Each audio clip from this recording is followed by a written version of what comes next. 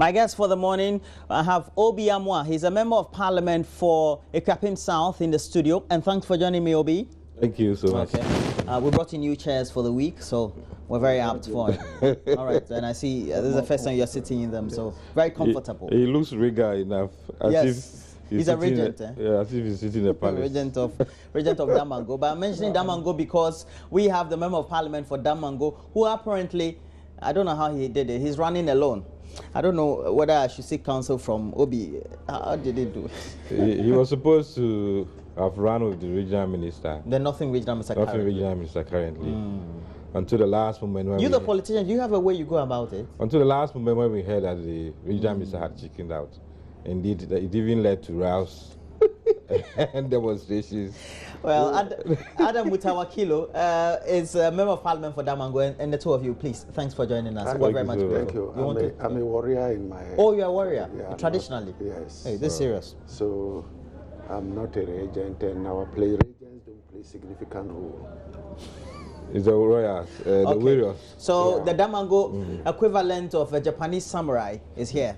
and thanks for joining us. Okay, but we know the NPP has decided to be in the news, so we'll keep discussing them. Since the last Friday, they've been in the news for the wrong reasons, very much infamous. But this is what they've done. They've condemned attacks on the vehicle of the General Secretary of the party, Kwabena Agyapong, and this happened yesterday afternoon.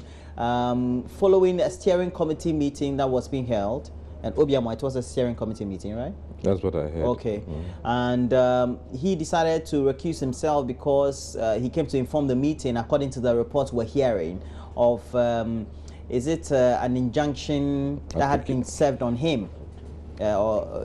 So as a result of that, he thought he didn't need to go. But it seems that the supporters just within the premises or presence of the party headquarters didn't take kindly to what they had heard filtering out of the meeting, etc. And so some skirmishes may have happened. Obi, please tell us what has been happening in the last 24 hours. What do you make of it? Well, good morning, Roland, to viewers. And to both of you. Thank you, thank you. I'm glad to be here. I like the setting. Thank you. Well,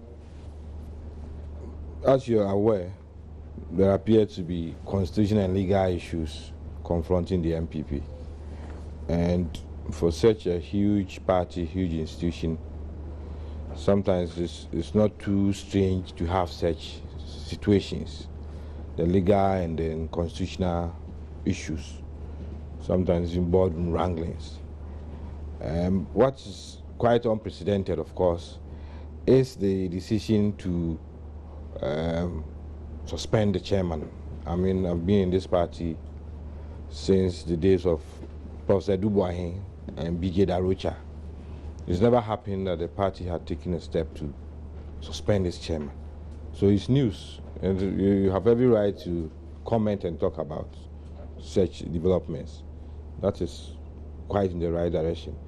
But some have advised that whatever the situation, the chairman should use the internal mechanism, the constitutional structures in the party to address. Others do think that when you look at our constitution, there appears to be some missing gaps. So probably it's the course that should be able to determine it. Everybody's trying to interpret it this way. So obviously there are constitutional and legal issues. Sometimes people make so much noise and they blow it out of proportion, and I wonder, because I'm a lawyer, it's when these things come that probably we get jobs to do. So it's not, even in government, it's taken to court almost every day. It's either on judgment death or a matter has not come to parliament, somebody, or constitutional interpretation, we go all the way to Supreme Court. Yes, recently, because the Attorney General had submitted a bill to the Speaker, who had referred it to the Council of State. The matter was sent to Supreme Court, and the whole process of even amending our Constitution has been stalled. As it is, it appears probably we will not be able to do our referendum for us to be able to amend and train provisions of the Constitution. So legal and constitutional issues, sometimes I don't think should be too worrying. The most critical aspect, of course, the worrying aspect, is where, due to legal and constitutional issues, we tend to create so much confusion and chaos to the extent that some take the opportunity to even pursue violence. That is condemnable in every aspect. And if you look at yesterday's situation, the General Secretary felt that if he had been served with an application for injunction not to carry out any meeting without the chairman, he needed to inform the rest of the steering committee. He duly informed them, probably even gave them a copy, and went to sit in the office. The rest who had their meeting, except whoever it was. Sometimes you wonder whether such persons, they really belong to the party or they have the interest of the party at heart. So, because at the end of the day, for whatever reason, why would anybody go and scandalize, vandalize a vehicle of General Secretary because legal issues and constitutional issues have come? Legal and constitutional issues come, we either discuss them at NEC and National Council, or if people feel so agree they want to go to court, they go to court. But the worrying aspect to it is that hardly do you hear that people are being prosecuted for political violence. And it cuts across.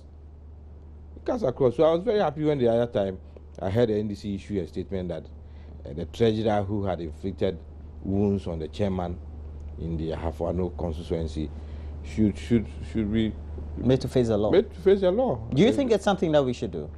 Why not? Okay. With all due respect, some of us, we didn't enter politics to be confronted with violence. If for any reason I thought any political party, you needed to add violence to it before you could survive, I would not have been interested in politics. Why? Is it the only thing I can do? There are some few people who think that they can always take the law into their own hands. And if you don't check these people, they're giving politics a very bad name.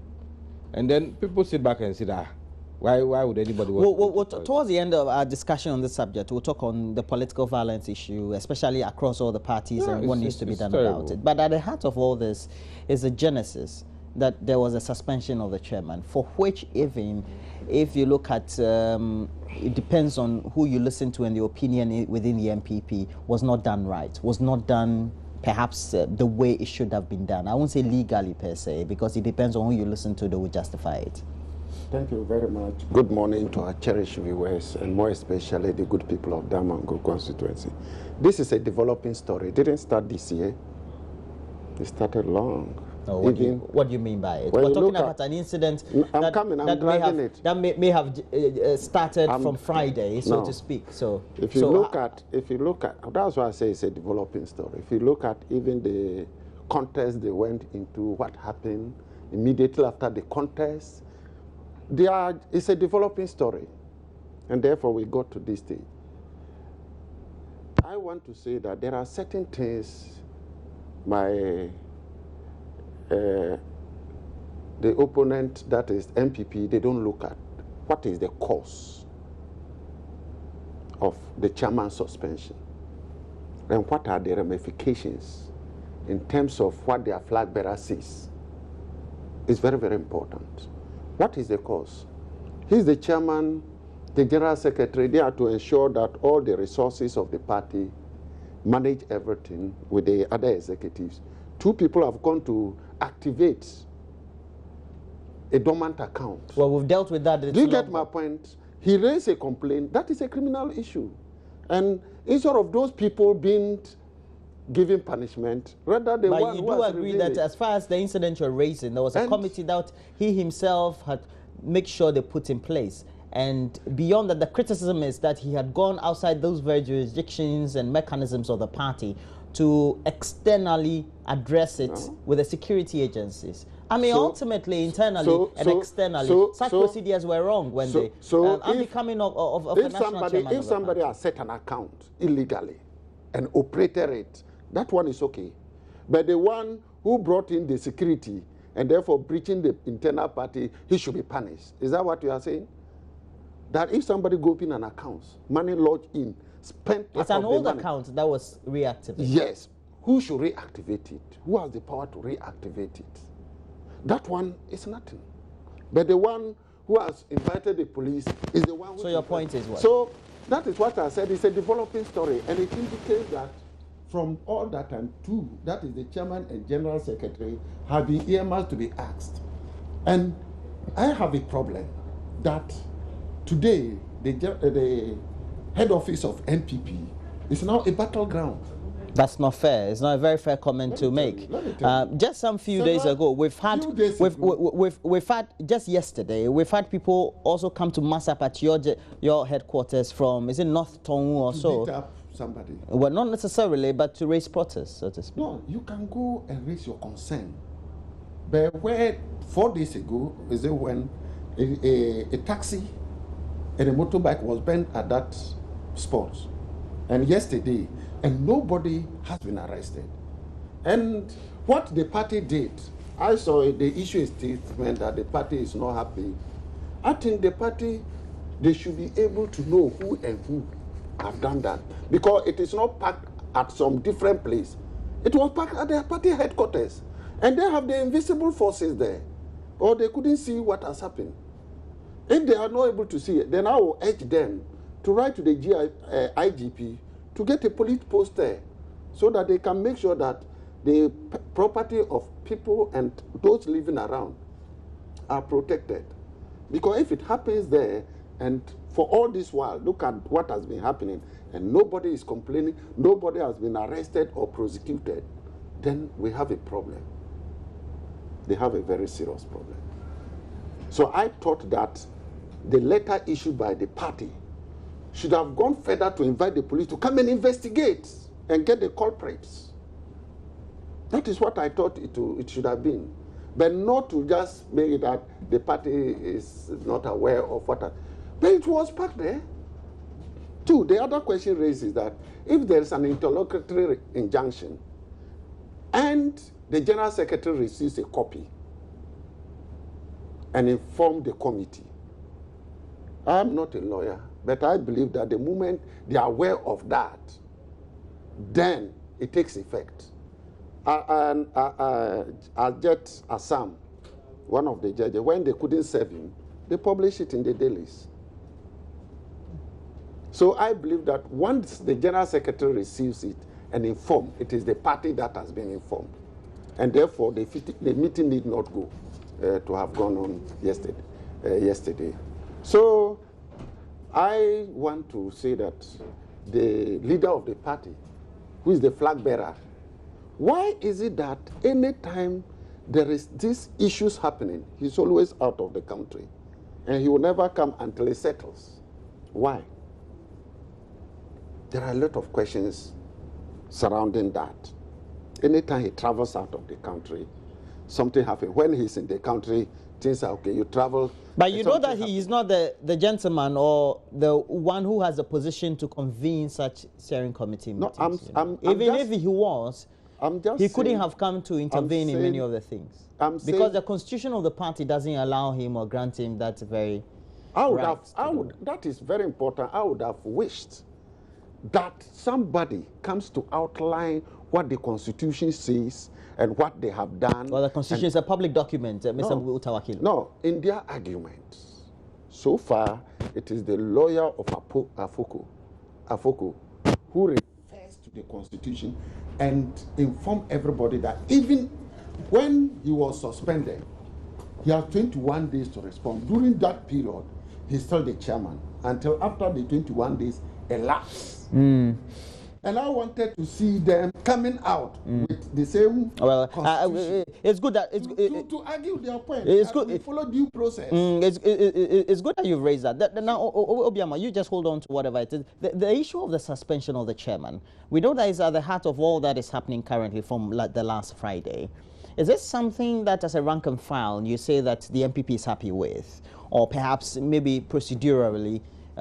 The way the norm and the procedure was undertaken was not right? Because now it's leading to all these. We have lawyers raising legal issues, and you indeed have acknowledged that these are issues that have not trickled down or communicated adequately to the rank and file of the party. Well, in the first place, I don't think any party should be happy that its chairman gets suspended indefinitely because of such situations. So anybody who want to say that NPP should be happy doesn't really know the politics of the day, or doesn't know what politics is all about.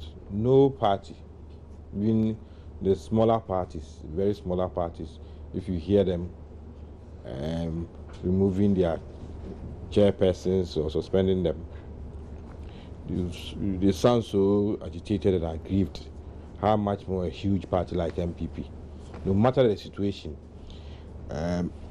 if it comes to a point where a chairman has been suspended, the situation will not be a happy one. Now, some of us are constrained in going through all these constitutional things because, one, I'm in a peculiar situation in the sense that I'm a member of NEC, I'm a member of National Council by virtue of the fact that I chair the Subsidy Legislation Committee, a sector committee that I chair. So kind of restrict you as to what you have to say and what you don't have and to apart from that, I have been part of this whole process. Indeed, at a point when the... so it means you were at the meeting of the suspension of the chairman? You were not. Why did you exclude yourself? Well, I will come to that. I said apart from that, I have had the privilege to act as chairman of legal committee of the party before, when the late Peter Jete passed away. I was made to act until we had a new chairperson. And I was deeply involved in even amending our constitution. So sometimes whatever you say, people may quote you, people will say this, and even such a person says this. So it makes me very constrained about talking generally about this whole thing. That's why I prefer that other institutions will be allowed to work, and then we bring this to a certain closure. As to why I was not at the NEC meeting, two main reasons.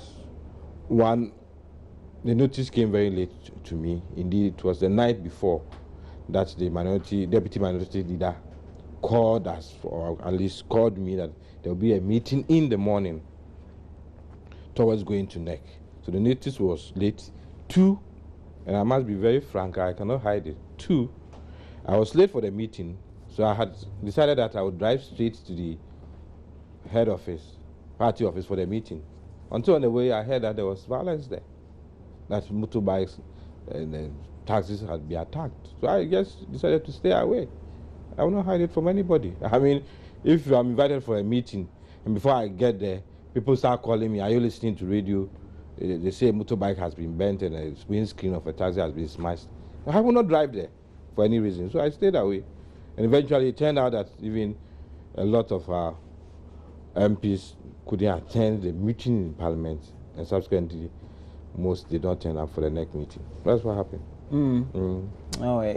But I still insist that this issue of violence in politics should not be. We'll discuss about people. If people go around hiring people to cause mayhem and violence across the country, I don't believe that it gives politics a good name. Granted that it's been part of our politics since independence.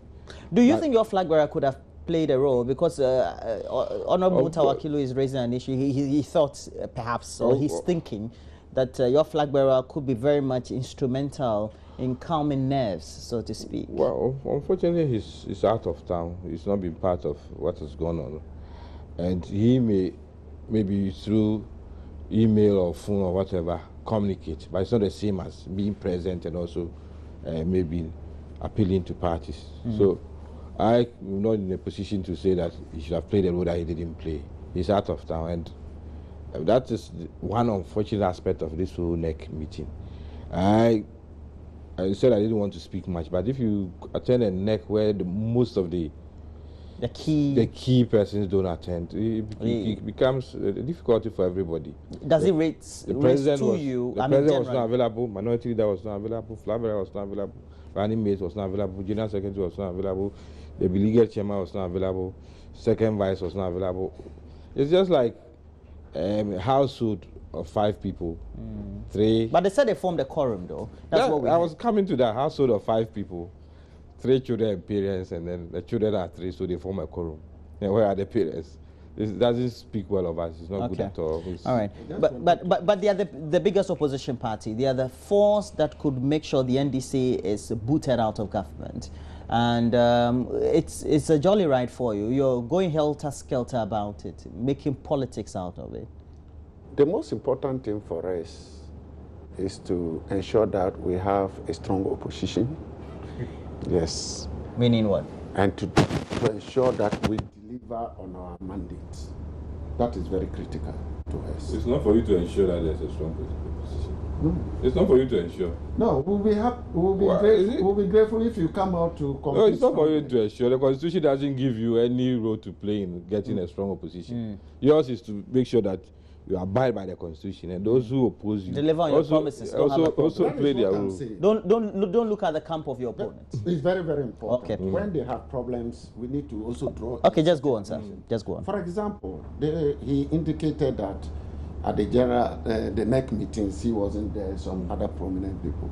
But immediately after the next day, the flag bearer issued a statement endorsing it. Why? You make something out of it? I have another problem.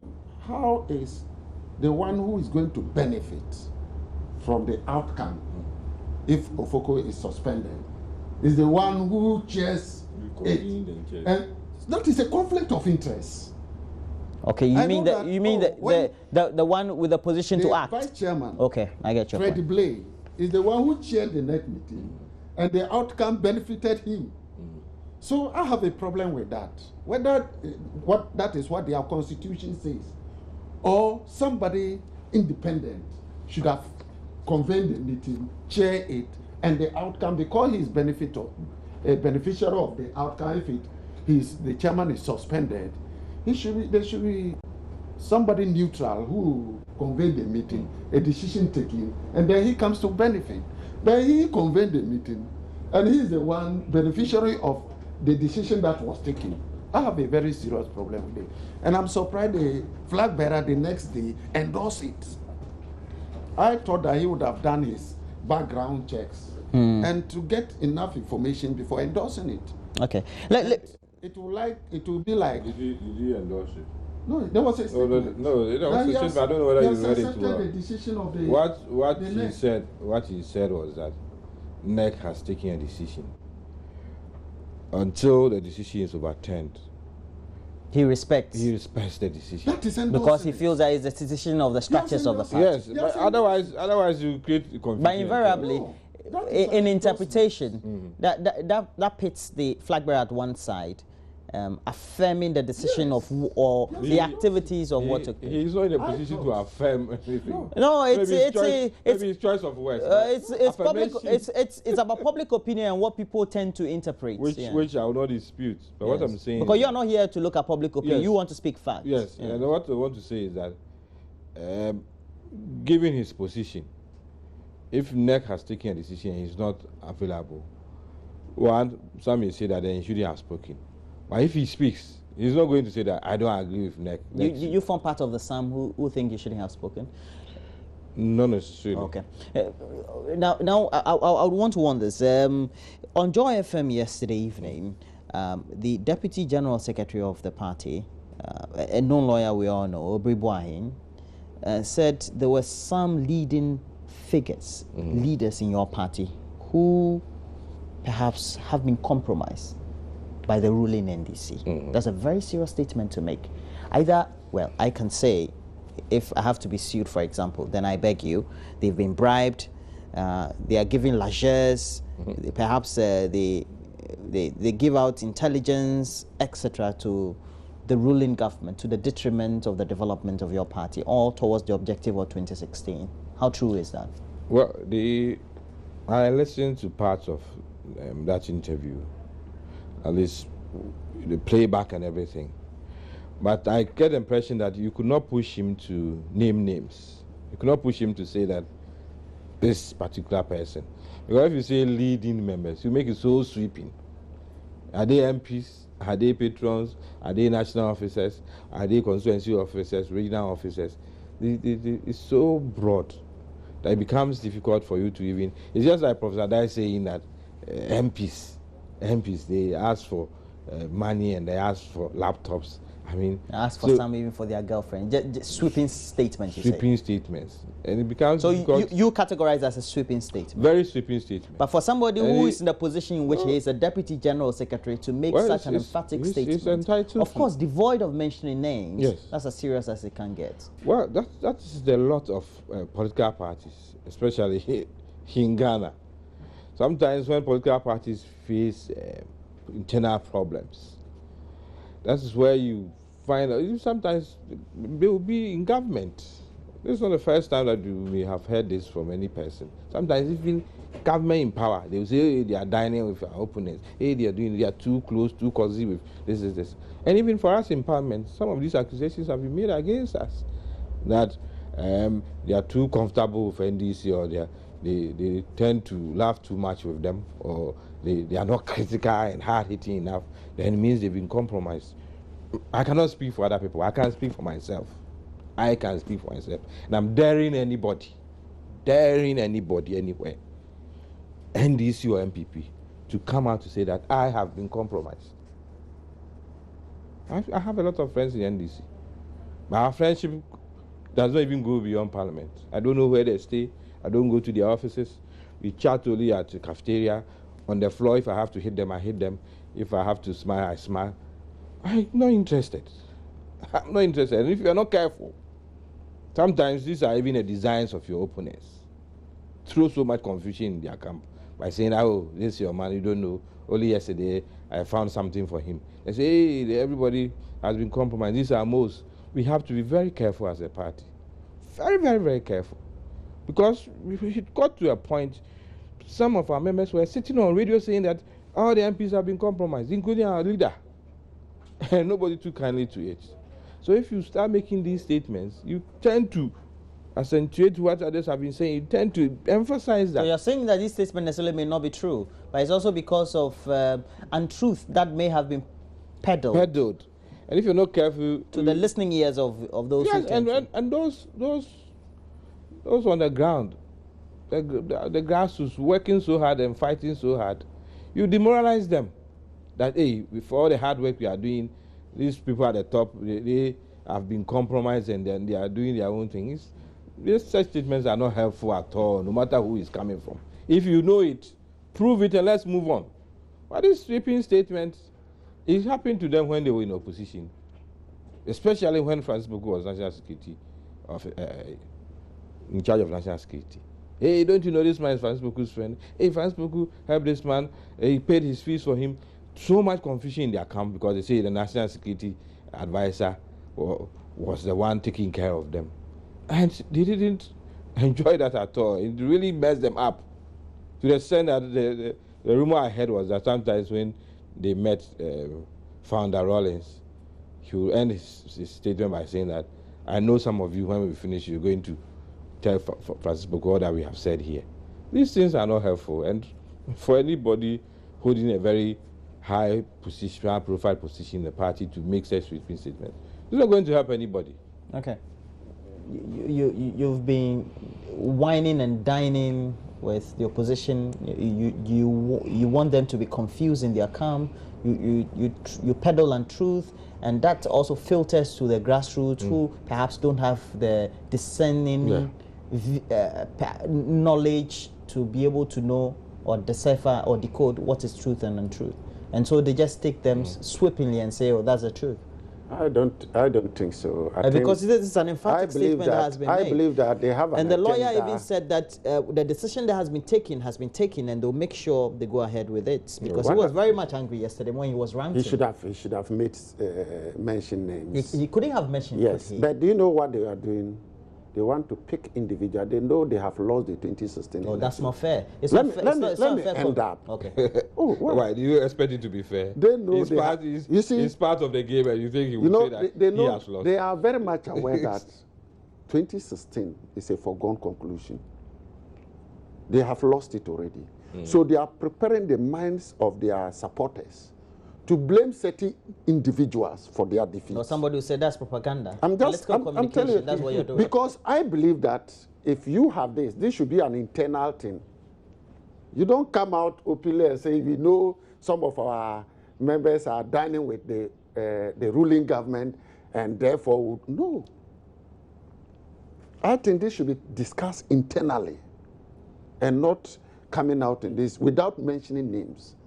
When you mention names, that tells you that your internal cohesion is weak. And therefore, when you lose, it gives you asthma. No, when you lose, then you can point fingers at few individuals. They were sending our so that the general.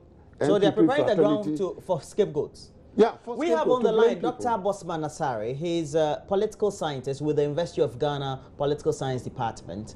And a very good morning to you, Dr. Kwabena Agyapong. What do you make of what has been happening in the NPP since the last Friday, or since Friday, so to speak?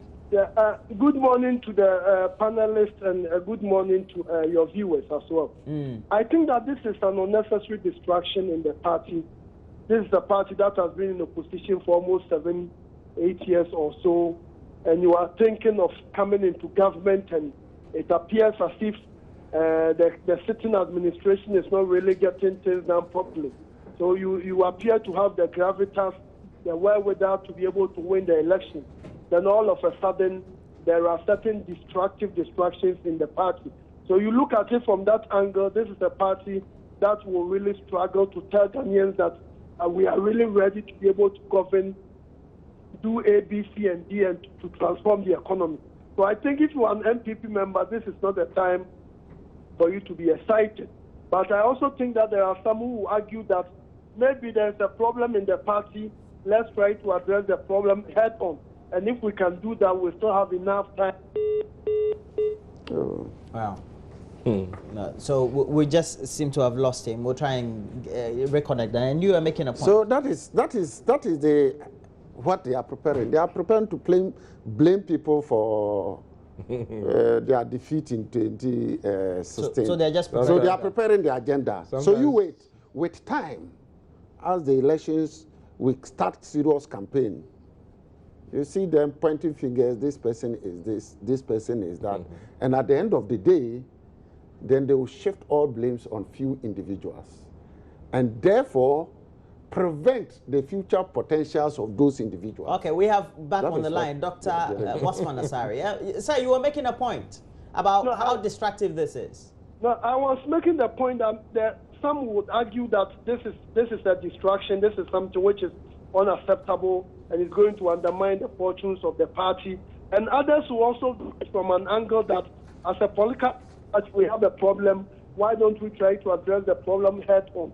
Then once we get rid of this particular issue, we can have enough time to prosecute our campaign, to be able to tell the Ghanaians what is different from between the NPP and the other parties. So my thinking is that it can be a win-win situation, and if we are not also very careful, it can be a losing situation for the NPP.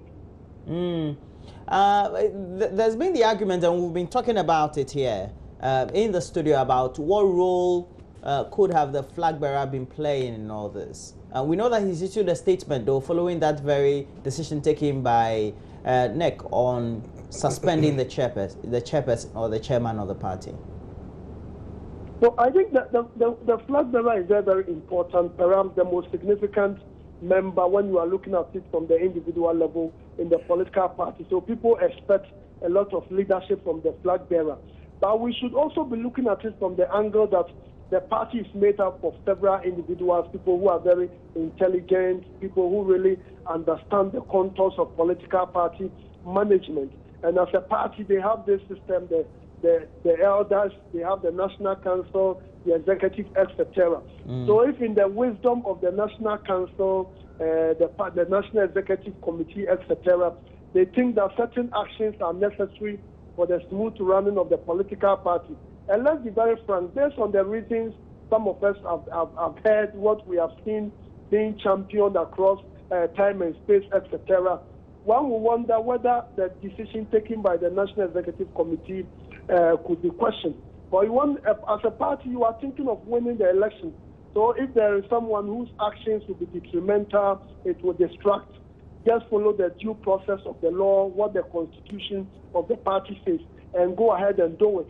But you don't want a situation whereby if the flag bearer thinks that even someone is doing something unacceptable, the person still must be maintained. Then it means as a country, we are not really enhancing, deepening that democracy we want to talk about. Because democracy doesn't mean that people can do whatever they want, if even it's inconsistent with the behavior we expect from them. So my thinking is that we should allow the NPP structures to work.